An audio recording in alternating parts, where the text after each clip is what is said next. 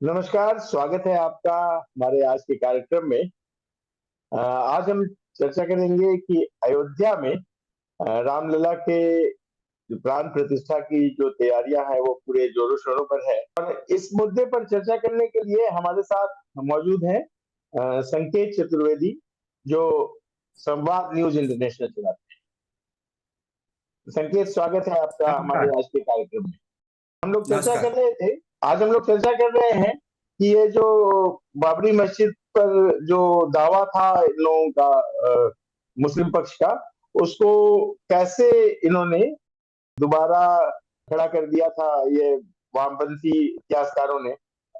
याद होगा कि जो बाबरी मस्जिद एक्शन कमेटी के जो चेयरमैन थे तत्कालीन, सैयद शहाबुद्दीन शाह, जब उन्होंने कह दिया कि अगर हिंदू पक्ष ये सिद्ध कर दे कि यहाँ पर मस्जिद जो तोड़कर बनाई गई है, मंदिर को तोड़कर बनाई गई है, तो हम ये जमीन छोड़ देंगे।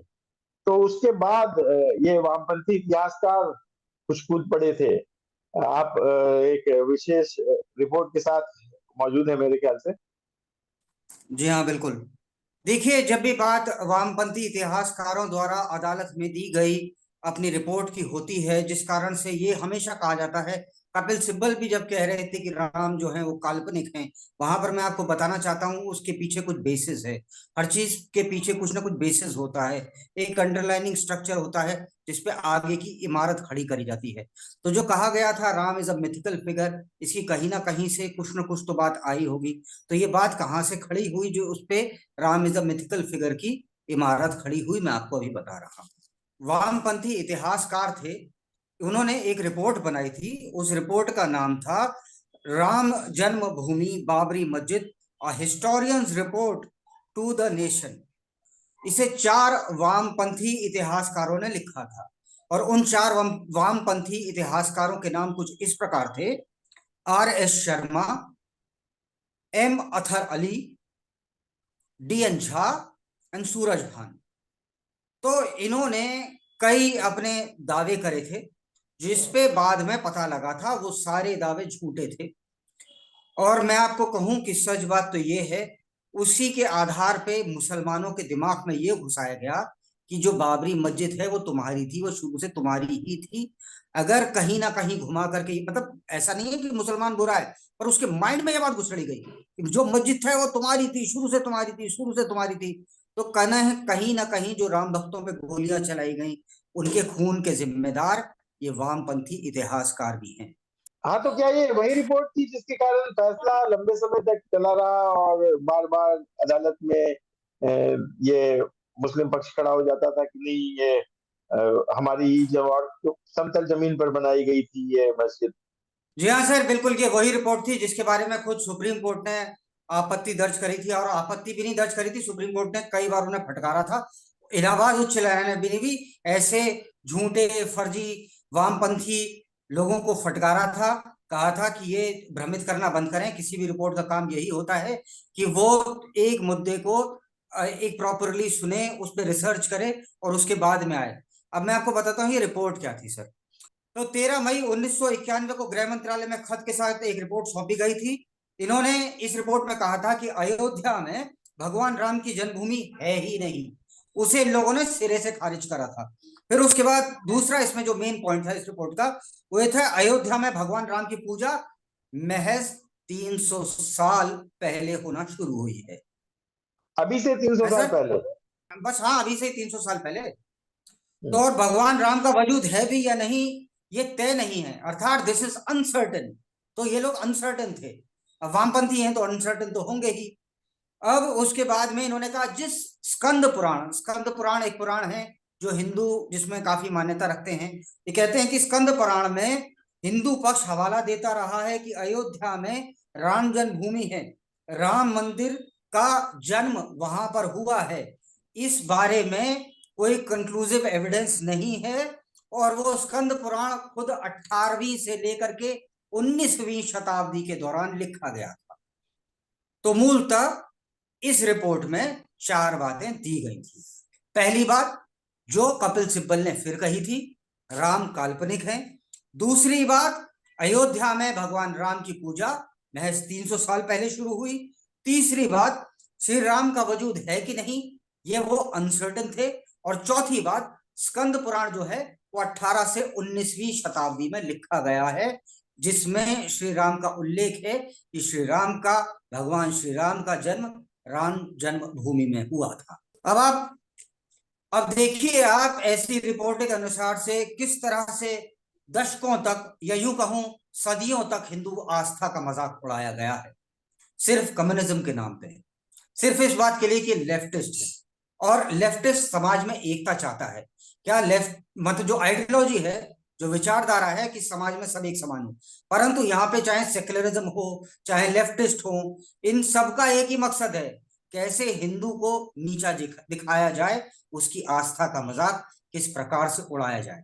अब मैं आपको आगे ये बताऊंगा कि किस तरह से ये बात साबित करी गई, ये बात बताई गई कि ये लोग जो कुछ भी अदालत में बोल रहे थे वो झूठ थी, वो निराधार थी। और मैं अपनी बात इन लोगों की तरह नहीं रखता जैसे ये वामपंथी 4 इतिहासकार रख रहे थे, जिनके नाम मैंने आपको बताए थे। मैं अपनी बात तथ्यों के साथ में रखूंगा और पूरी बात समझाऊंगा। देखिए, सबसे मजेदार पहली बात यह है कि जब इन वामपंथी इतिहासकार, जिसमें से एक का नाम सूरजभान था, इसको इलाहाबाद उच्च न्यायालय ने अपने समक्ष बुलाया और इसको क्रॉस क्वेश्चनिंग के लिए बुलाया। आप जो कुछ भी लिख करके देते हैं अदालत में, सामने वाली पार्टी उस पे आपको क्रॉस क्वेश्चन कर सकती है कि जो आपने लिखा है वो सही है कि नहीं है, आप पे कुछ तथ्य है कि नहीं है। तो इन्होंने बड़ा इंटरेस्टिंग सा एक आंसर दिया, मैं चाहता हूं वो सब लोग सुने। वो इनका आंसर कुछ इस प्रकार से था कि उसने, जो ये सूरजभान था, उसने कहा कि उसके और RS शर्मा, जो दूसरा वामपंथी इतिहासकार था, इन दोनों के अलावा जो बाकी 2 इतिहासकार थे वो कभी अयोध्या गए ही नहीं थे। तो पूरी रिपोर्ट इन्होंने बना दी बिना अयोध्या गए हुए। ये केवल 2 लोग अयोध्या विजिट किया और 2 लोग गए नहीं, और इन्होंने पूरी रिपोर्ट बना दी। देखिए, 2 इतिहासकार अयोध्या गए थे, उनमें से एक का नाम था सूरजभान, दूसरा इतिहासकार गया था, उसका नाम था RS शर्मा। आप इतिहासकार नहीं, वामपंथी इतिहासकार, वामपंथी इतिहासकार RS शर्मा और सूरजभान अयोध्या गए थे, लेकिन इसी मामले में गए थे ये उन्होंने तब भी नहीं बताया। उन्होंने कहा कि हम अयोध्या हम गए थे, हो सकता है बचपन में पिताजी ले गए हों घुमाने के लिए, या कहीं या उधर से क्रॉस कर रहे होंगे, वो भी उन्होंने कह दिया होगा कि हाँ जी मैं गया था अयोध्या, छू कर आया हाँ। था। ये हालांकि इसका मतलब ये इतिहासकार नहीं, तथाकथित इतिहासकार थे। तथाकथित वामपंथी इतिहासकार। और आप सोचो, उसी व्यक्ति का हवाला चल रहा है, जबकि इसमें मजेदार बात यह क्या है कि M अतहर अली और DN झा तो कभी गए ही नहीं थे अयोध्या। और DN झा साहब ने इस रिपोर्ट पे साइन करने से इनकार कर दिया था। DN झा साहब ने कहा था मैं इस रिपोर्ट पे साइन नहीं करूंगा, उन्हें मना कर दिया था। उन्होंने कहा था मैं मेरे को I don't find this report to be मतलब to be fitting in court as any norm, ये पढ़ाई भी नहीं जानी चाहिए। उन्होंने इनकार कर दिया था, उन्होंने कहा था मैं नहीं करूंगा इस पे साइन। आप सोचिए। फिर भी इन चारों का नाम डाल दिया गया कि ये चारों इतिहासकार हैं, और इन्होंने एक रिपोर्ट तैयार की है जिसके आधार पर ये साबित कर दिया गया कि अयोध्या में कोई मंदिर नहीं था। जी हाँ, और सबसे मजेदार बात यह है कि ज्ञान वो सब्जेक्ट में दे रहे थे। भाई, आप किसी को पढ़ाते हो, आप किसी को रिपोर्ट बना के देते हो, तो उस सब्जेक्ट पे आप स्टडी करते हो, आपको उस सब्जेक्ट की नॉलेज होनी चाहिए, उस सब्जेक्ट का ज्ञान होना चाहिए। ये लोग उस सब्जेक्ट पे ज्ञान दे रहे थे जिसके बारे में जानकारी इन लोगों को स्वयं नहीं थी। और उस ज्ञान के बारे में आधार लेकर के कपिल सिब्बल आधार अपना जो आधार था उनके आर्ग्यूमेंट का, कोर्ट में 2008 में वो और राजीव धवन ये बना रहे थे Ram is a mythical figure. अब उनसे पूछो तुमने पढ़ा कहां से, तो इनको खुद कोई कुछ नहीं आता। मीनाक्षी जैन है, जो वकील भी रहे हैं, और उन्होंने पूरी एक बुक लिखी है इस पर। ये पूरा जजमेंट जो है, ये 2 वॉल्यूम के बुक्स में वो पूरा उन्होंने बताया है इसके बारे में, पूरा कि सारा जजमेंट शुरू से अंत तक उन्होंने बताया है। बहुत अच्छी किताब है।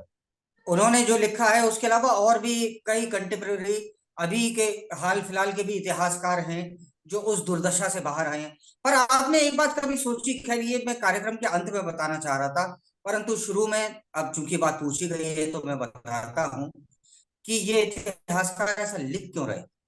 कभी आपने सोचा इस बात को? देखिए मैं आपको बताता हूं, ये जो चार वामपंथी इतिहासकार थे, ये लगातार झूठ क्यों लिख रहे थे, क्यों बोल रहे थे। यूं ही कोई बेवफा नहीं होता, कुछ तो कारण रहा होगा। हमारे सबसे पहले शिक्षा मंत्री अबुल कलाम आजाद थे, जिनको आजाद साहब के नाम से भी जाना जाता है। आजाद साहब की जो फॉर्मल एजुकेशन थी, आप जानकर के हैरान रह जाएंगे, हमारे प्रथम शिक्षा मंत्री की फॉर्मल एजुकेशन किसी स्कूल में नहीं, घर पर हुई थी। और घर पर ही एक मदरसा बना था, और मदरसा इसलिए बना था, उनकी मदर सऊदी अरेबिया की थी और पिता उनके जो थे वो थे अफगानिस्तान के। तो इसीलिए अकबर महान हुआ, इसीलिए बाबर के बारे में शिक्षा दी गई। और आगे चल के जो अगले, उसके बाद में जो शिक्षा मंत्री आए, उनका नाम था नूर उल हसन। तो नूर उल हसन ने कहा कि हमारे हाथ से संस्था अगर चली भी जाए, तो संस्था चली जाए तो संस्था हमारे हाथ में रहनी चाहिए। तो उन्होंने एक संस्था बना डाली कि अगर सत्ता चली गई हाथ से तो भी संस्थाएं हमारे हाथ में रहें। और उस संस्था का क्या नाम था? उस संस्था का नाम था Indian council of historical research. तो हिस्टोरिकल रिसर्च में उन्होंने कुछ लोगों को रखा। उन लोगों के नाम कुछ इस प्रकार से हैं: इरफान हबीब, रोमिला थापा, बी एन झा और सतीश चंद्र। इनको इंपॉर्टेंट पोजीशंस दी गई। इन्होंने को नफरत थी हिंदुओं की संस्कृति से, ठीक है। और इन्होंने इसी इन्होंने इन्होंने इसी संस्कृति को आगे रखा। इन्होंने ये बताया हमारे आने वाली जनरेशन्स को कि जो शिवाजी थे, he was a mountain rat. इन्होंने बताया Bhagat Singh was a terrorist. और इसको बताने के पीछे ऐसा एक कारण था कि जो कुछ भी ये बताएं वो उसे ही परम सत्य माना जाए, जो लोग ये बता रहे हों वो ही ठीक माना जाए। और ये बात मैं फैक्चुअल आधार पे कह रहा हूं, क्योंकि यही बातें दिल्ली यूनिवर्सिटी की बीए की ऑनर्स की थर्ड ईयर की हिस्ट्री की किताबों में पढ़ाई जाती थी, जिसे चेक कर लिया जाए। अभी हम चर्चा करें उसकी, वो जो सबूत थे जो आप चर्चा कर रहे थे, वो बताइए उसके बारे में कि वो क्या क्या सबूत इन्होंने, तथाकथित सबूत जो दिए थे, और उसका काट क्या क्या था जो पाया गया, और मतलब किस आधार पर उन्हें गलत पाया गया। तो जैसा कि मैं आपको पहले भी बता चुका हूं और अब मैं फिर रिपीट करके बता रहा हूं कि इन चार इतिहासकारों में से, ये लोग में से एम अतहर अली कभी अयोध्या नहीं गए थे। बाकी शायद अपने पिताजी के संग गए होंगे, दो। और एक ने साइन करने से इनकार कर दिया था। तो पहला सबूत तो यही है कि जब इस कमेटी का एक मेंबर ही इनकार कर रहा था कि मैं साइन नहीं करूंगा, then something must be there fishy about this whole report. दूसरा तर्क था कि वो केवल 300 साल से ही भगवान राम के बारे में लोगों ने के बीच चर्चा है। अब मैं दूसरा प्रश्न इन हिस्टोरियंस या डिस्टोरियंस से कर रहा हूं। वो प्रश्न कुछ इस प्रकार से है कि अगर सिर्फ और सिर्फ महज 300 साल पहले श्री राम जी की पूजा शुरू हुई थी, तो मेरे को बताइए कि कई मंदिर जैसे हम देखते हैं हमारे दक्षिण भारत में हैं, जो 10वीं और 12वीं शताब्दी में बने हैं, वो कहां से आए? फिर रामचंद्र जी की तो कोई पूजा कर ही नहीं रहा था, तो वो मंदिर कहां से आए भाई? और साउथ इंडिया के अलावा दो मध्य प्रदेश में भी हैं, जो 10वीं से 12वीं शताब्दी के बीच में। एक अयोध्या में ही था, वहां पे एक शिलालेख भी मिला था। और उस शिलालेख को इन्हीं के जो एक थे काउंटर तो नहीं, इन्हीं के एक साथी थे जिसका नाम इरफान हबीब था। उसने जब वो शिलालेख मिला था 1992 में, जब ये बाबरी का ढांचा ध्वस्त करा गया था, तो इरफान हबीब ने कहा था कि ये ना साजिश है। और उसके बाद में कोर्ट ने पूछा था कि इस पे क्या लिखा है एएसआई से, तो एएसआई ने जवाब दिया था कि जिस महापुरुष ने 10 सर वाले दशानन को मारा था, यहाँ उसका मंदिर बना है, यहाँ उसकी जन्मभूमि है। ये एएसआई ने कोर्ट में कहा था। और हालांकि ये लोग कोर्ट में कुछ भी जवाब देने में डर रहे थे। इन्होंने कहा था कि हमें तो पुराणों और वेदों के बारे में कुछ जानकारी ही नहीं है। एएसआई ने और भी कुछ महत्वपूर्ण चीजें बताई थी। एएसआई ने यह भी कहा था कि जो मस्जिद बनी है, इसका जो बेस है, वो सिर्फ और सिर्फ किसी और चीज की नींव पे रखा गया है। और जब खोद के देखा वहां पर, तो वहां कमल का फूल मिला। सोचिए आप, कमल तब से खिल रहा था। कमल खिलना कोई नई बात नहीं है, कमल तो राम जी के टाइम से खिल रहा है। और उसके बाद में वहां पर और भी हिंदू प्रतीक मिले थे, जो देखने में कहीं से भी इस्लामिक नजर नहीं आते थे। और जबकि उस वक्त जो एएसआई के रीजनल डायरेक्टर थे, वो खुद एक मुस्लिम थे। जी हाँ, के मोहम्मद साहब। जी और जी। ये पूरी दुनिया जानती है, ये तो इन लोगों को भी पता होगा कि के मोहम्मद साहब ने कि ग्राउंड पेनेट्रेटिंग रडार जीपीआर के बारे में कहा था, ये इन सब लोगों को भी पता होगा, जो वहां पे तर्क दे रहे थे कि Ram does not exist, Ram is a mythical figure. मैं आपको ये बताना चाह रहा हूं सर कि 16th सेंचुरी में भारत में आए थे विलियम फिंच, एक यूरोपियन लेखक थे, और उन्होंने कहा था कि रामकोट में, रामकोट एक जगह है अयोध्या में, उन्होंने कहा था वहां जो हिंदू पिलग्रिम्स हैं वो स्नान करने के लिए आते हैं, और वो हिंदू पिलग्रिम्स जो हैं उनके नाम रिकॉर्ड करे जाते हैं, और उन हिंदू पिलग्रिम्स के नाम रिकॉर्ड करते हैं वो हिंदू पुजारी ही करते हैं, ऑब्वियसली सब वहां पे हिंदू हैं। वहां पे वो राम नबी के त्योहार पे बड़ी संख्या में इकट्ठे होते हैं। उन्होंने कभी जिक्र नहीं करा मस्जिद का या नमाज पढ़ने का या मुस्लिम गैदरिंग का। तो ये तो मैं एक यूरोपियन एग्जांपल दे रहा हूं। और इस पे एक इंडियन राइटर आर नाथ ने किताब भी लिखी थी, India as seen by William Finch, 1608 till 11 AD। तो ये एक और रिटन डॉक्यूमेंट है। और विलियम फिंच के एक और कंटेम्पररी थे, जोसेफ टेली फेंथलॉर, तो ये भी उन्हीं के समकक्ष थे। ये लगभग 400 साल पहले इन्होंने किताब लिखी थी, अपनी यूरोपियन किताब। तो यूरोपियन राइटर थे, यूरोपियन किताब तो नहीं, इंग्लिश में किताब या जो कुछ भी यूरोपियन भाषा थी उसमें किताब लिखी थी। और ये जोसेफ साहब जो थे, जो ऑस्ट्रियन थे, ये लगभग 40 वर्ष भारत में रहे थे। इन्होंने लगभग 7 से 8 साल अपने, जो पूरा इनका काल था भारत में रहने का, उसमें से 7 से 8 साल वर्ष इन्होंने अवध में भी गुजारे थे। और उन्होंने कहीं पर भी अपनी किताब में इसका, ये नमाज का कोई जिक्र नहीं करा है। चार, अब आप मेरी बात समझना, अगर मानिए आप अदालत में खड़े हैं, मैं एक वकील हूं, अब मैं कह रहा हूं जज साहब एक बात सुनो, ये सामने वाला जो वामपंथी इतिहासकार खड़ा है, ये कह रहा है 300 साल पहले रामचंद्र जी की पूजा हुई। मैं एक यूरोपियन किताब का हवाला दे रहा हूं जिसमें ये कहा गया है कि ये रामचंद्र जी की पूजा हो रही थी, रामनवमी पे भारी भीड़ जुट रही थी। तो इसका अर्थ सिंपल सा क्या है सर, 400 साल पहले ये किताब लिखी गई, ये किसी हिंदू ने नहीं लिखी, ये एक ईसाई ने लिखी जो यूरोप का था। तो ऐसे आदमी की किताब का भरोसा करा जाए या इन वामपंथियों की बात का करो भरोसा करा जाए, जो ये कह रहे हैं 300 साल पहले शुरू हुई, जिनको जो कह रहे हैं हम कभी अयोध्या ही नहीं गए। तो ये तो कोर्ट को भी गुमराह कर रहे थे सर, इन्हें उठा के जेल में डाल देना चाहिए था। अब कोर्ट की ही चूंकि बात हुई है, मैं अपने चौथे पॉइंट पे आता हूं। अब बात हो रही है सन 2003 की। 2003 में मैं आपको तारीख बता रहा हूं, तारीख थी 22 मई 2003। ठीक है। तो कोर्ट ने, इलाहाबाद हाई कोर्ट ने, इलाहाबाद उच्च न्यायालय ने एएसआई को खुदाई की इजाजत दी, और कुछ उसने पैमाने भी बनाए। उन्होंने, इलाहाबाद हाई कोर्ट ने कहा कि ये चीजें हैं और इन्हीं के अंडर तुम्हें काम करना है।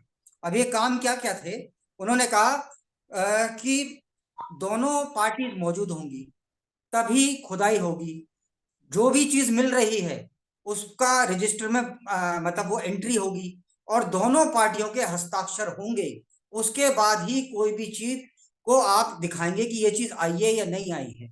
वहां कुल मिलाकर के 131 मजदूर से, जिन मजदूरों में से 52, 131 में से 52 वर मुस्लिम्स। तो इन सब के बावजूद ये सारी चीजें मिली। अब क्या क्या मिला था, देखिए दोनों पक्ष मौजूद थे, तब क्या क्या मिला है, वो था कमल, वो था कौस्तुभ, वो था घड़ियाल, वो था मुखौटा, वो था आभूषण। ये सब आपको कौन सी इस्लामिक जगह पर मिलते हैं। यहां पर एक सवाल और मैं आगे करता चलता हूं। आप देखिए, ओम, कमल और यही सब चीजें मथुरा में भी तो मिल रही हैं, यही सब चीजें ज्ञानवापी में भी तो मिल रही हैं। इसका अर्थ सीधा सा है कि हमने किसी की भी चीज पर कोई कब्जा नहीं करा। जो कुछ भी है वो हम सिर्फ और सिर्फ वो मांग रहे हैं जो हमारा अपना था, हम उसी को वापस मांग रहे हैं।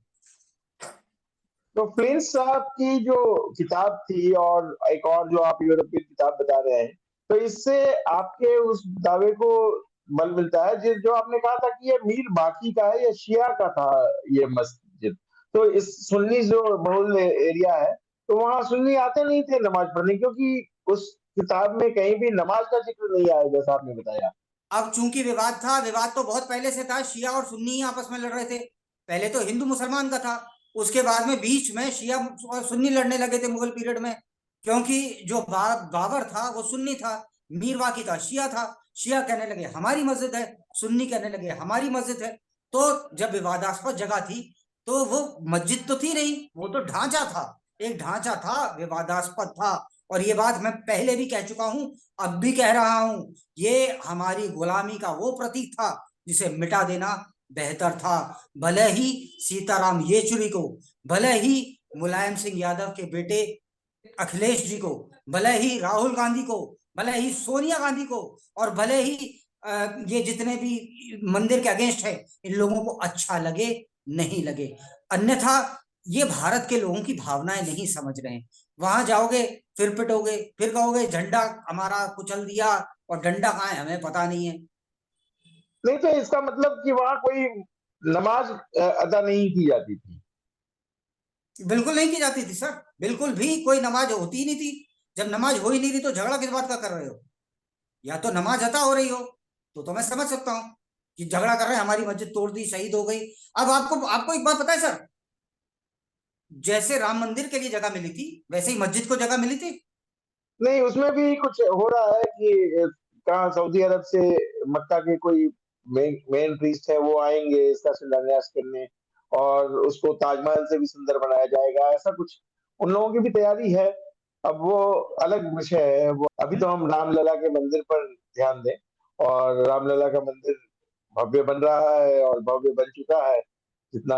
और अब 22 तारीख को प्राण प्रतिष्ठा शुरू हो जाएगी, उसके बाद फिर हम लोग चलेंगे कभी देखने के लिए इसको।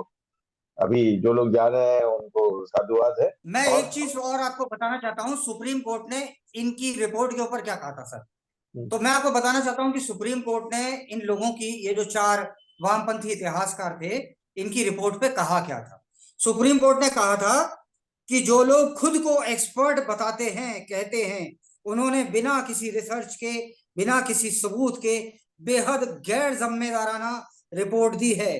इन्होंने मामले को सुलझाया नहीं, उलझाया है। और जो मामला पहले ही बहुत संवेदनशील था उसको किस तरह से रखना है, इसको इन्होंने कुछ नहीं पता था, दोबारा ऐसा करा। मैं तो कह मतलब सुप्रीम कोर्ट ने तो नहीं कहा, लेकिन मैं कह रहा हूँ इन्हें तो दंडित करना चाहिए था। भाई अदालत को गुमराह कर रहे थे, दंगा कराने वाले ये लोग थे। मुसलमान मुसलमान चली तो मुसलमान को भड़काने वाले कौन थे? यही लोग थे सर। ये ऊट पटंग आप उसके दिमाग में घुसड़ जाओगे, तुम्हारी मंदिर शहीद कर दी, तुम्हारी मस्जिद शहीद कर दी, तुम्हारी मस्जिद शहीद कर दी, तो क्या होगा? अंत में झगड़ा ही होगा। मैं तो अंत में एक बात और कहना चाहता हूं सर, और वो ये है कि ये रिपोर्ट जो थी वो धोखा थी, और ये हिस्टोरियन नहीं, डिस्टॉर्टियन थे। माफ करिएगा मैं रिपीट कर रहा हूं, ये हिस्टोरियन नहीं थे, ये डिस्टॉर्ट करने वाले लोग थे, डिस्टॉर्टरियन थे। और ना तो इन लोगों का नाम किसी को याद है और रखना भी नहीं चाहिए। अंत में जीत सत्यमेव जयते की हुई है। चलिए, तो बहुत बहुत धन्यवाद संकेत। अभी हम इस चर्चा को यहीं विराम देते हैं, और फिर कल किसी और चर्चा के साथ हम हाजिर होंगे। तब तक के लिए नमस्कार। जय श्री राम। जय हिंद।